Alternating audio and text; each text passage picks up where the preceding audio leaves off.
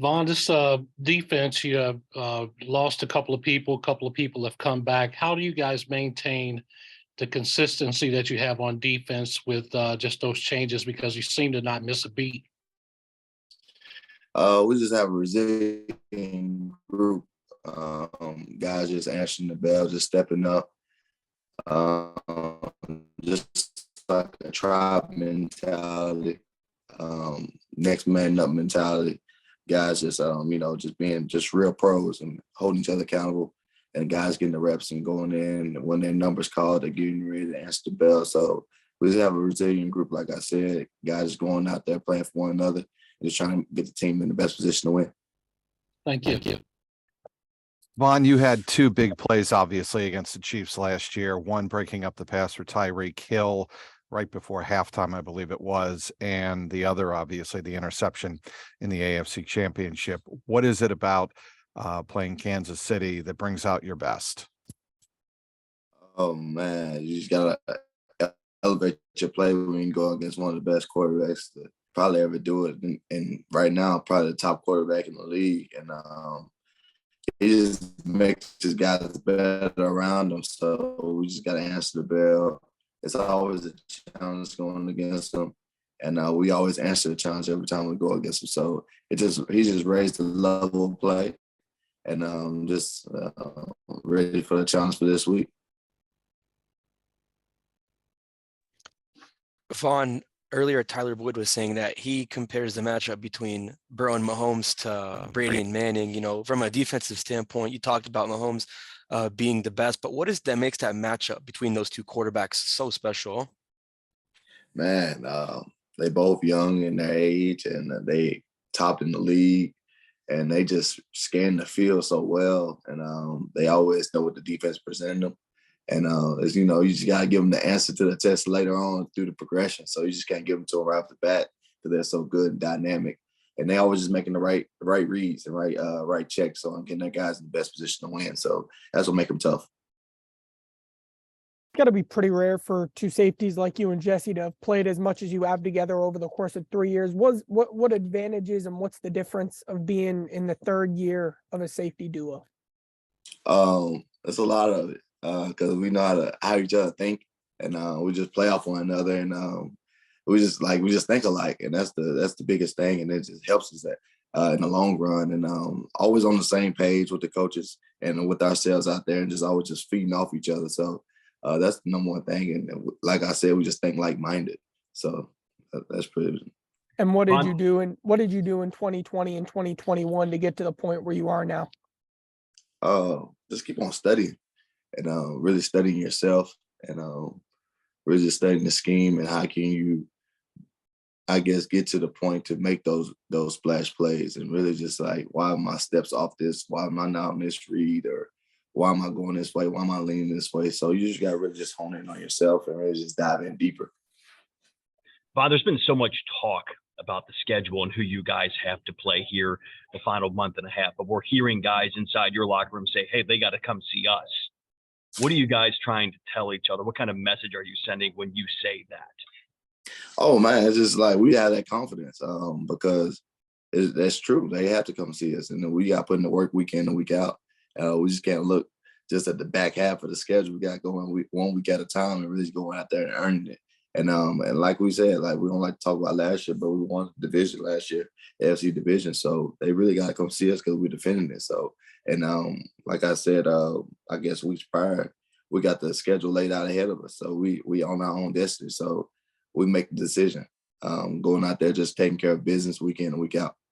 Does this feel like a rivalry that's creating between these two teams? Look, you played twice last year. You're playing again this year. It kind of sets up, you guys should be two of the better teams in the NFL for a while. Do you feel like this could become something? It feels like we always keep on seeing them at the right time. So, but it's just at the nature of the business, and two explosive teams trying to win at the right pivotal time going into December. And that's where the ball games are won and seasons are won and lost. So we always see them at the right time. So it feels that way, but we're gonna see with years coming ahead. So we're excited for the challenge this week for sure. What do you think of Mike Hilton's tackling abilities? And I got a quick follow up. Hey, Mike, man, you send him his number called, man. He gonna make it. He gonna answer the bell every time. Mike is a special player, man. He just had a knack and feel for the game, and going out there shooting his gun and let him know where he stands. And hats off to him. He always bring it every week. So excited he's on my team for sure. You're picking the AFC Championship game. You know, your communication with Jesse, but there was also communication there with Mike too. I mean, as a slot corner, there's a lot of that going on too, right? With him and you.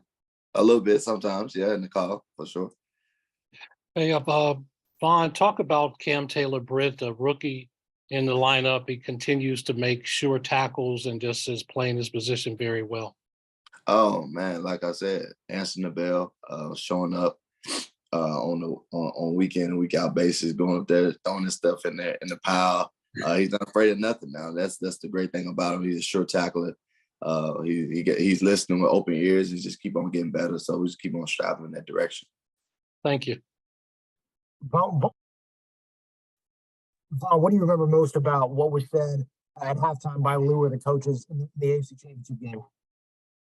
Oh man, that was right before we got to stop with Eli. That was a big stop by that, and we just felt the momentum just shifted, and so we just kept on saying we got to come out second half, get a 3-and-out takeaway, and we just got to keep on chipping at it. So, and that's when I believe BJ got a pick, and so that's backed up. So we just kept on chipping away, just putting our offense in the best position to score. And just putting just field position anyway, just to get them on their side of the field, get them backed up. So we had to get off the field on third downs, and we just knew what it lied ahead going into that second half. Did Lou say anything to y'all, or was his demeanor or kind of the way he delivered anything differently than maybe he had earlier throughout the year or your games? Oh no, Lou always calm and cool, collected for sure. He's always calm. Vonn, you guys disguised things really well against the Chiefs and Mahomes last year. How important is that, and how hard is that against him? It's very critical. Like I said earlier, like him and Joe, you can't give them the answers to the test early, and let them figure out in their late progression reads. And but with him, he can make every throw. So if you're in cover 2 or too high, you just gotta get to your landmark because he can make that turkey holder shot, that throw. So be able to just make that play. So, but being on landmarks is critical because he can extend plays very well, and guys know how to create and get open throughout zone coverages and getting open and just the plaster rules down the field. So you gotta be on your landmarks, and you gotta be very pivotal in that position for sure. Going against him for sure. When preparing for Patrick Mahomes, how much more do you get up for that as a defense? If you can't get up for any weekend we got in this business, you don't need to be here if you don't get excited. But just going against him, he's one of the best in the league, and what a challenge. And so it's hyping it up. So guys will be ready for sure. Nothing much need to be said. We know what lies ahead of us. It's a lot at stake, and guys are gonna be pumped for sure. It's gonna be a big weekend, and 425 game, I believe. So it's a flex time game. So it's a big time game, big time atmosphere. It's going to be playoff atmosphere from here on out because we got to win them all. So, guys, you need to get revved up. You need to go do a self-evaluation with yourself. DJ Reader mentioned that he was a pretty big trash talker yesterday after the game. Can you give me a little insight into what DJ Reader, the trash talker, is, how he is? Oh, DJ going to let you know where he at. Yeah. DJ for sure. I guess somebody made a play on Derrick Henry, and I guess he got up and said, "Who are you?" And DJ stepped up and was like, "You know who I am." I said, "I love it." I said, "You know who I am too." But it's just, man, that's the backbone of the defense, man. We glad he's back, and you see the significant difference, man. Just being his presence. And he's just a dominant force, and so glad he's on my team for sure. I was asking DJ about when he came. When he came, since you and him have been here, no backs really had a big game since 21 against you guys. And DJ said when he got here, he didn't think people really knew how to stop the run and how to approach it. But you two guys seem to bring that mentality. Would you agree with that? And what is it? What makes that go against the run? Man, I just playing by him make everything easier. Then you got guys like Mike Hill going there throwing as a nickel position. You got corners now, go up there and tackle. And so it plays a huge role. You got backers flowing. You got Louis P and Logan flowing, and you got a lot of guys that incorporate into it. It's just not us, man. It's a whole collective unit. And you just have that mentality, like we draw the line in the sand here, it's not going to be done. And guys just going up there, setting the edge, just going out, just flying around, just want to make plays for each other. So it's really a collective unit thing, and it's just a mentality. Thanks, man. Vonn, when you have the younger guys like Dax Hill and Cam going against someone like Mahomes, who seemingly can throw the ball from overhand to underhand to sideways, do you really have to get the message to them that he's never out of the realm of making the pass? I say you cover till you hear that whistle blow. Until that whistle blow, because it's real now. And it's just not the guy that you've been seeing on commercials. It's not the guy you've just been seeing on whatever you've been seeing when you was in college. And now you're going against him.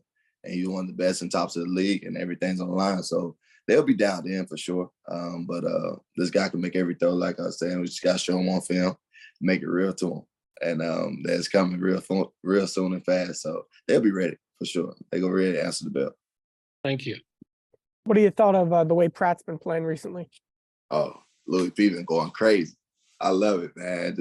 He been playing tops of the league, man, making a lot of tackle for losses, make plays on the ball, just flowing, just being him. And man, hats off to him. I just want to keep on growing, keep on going.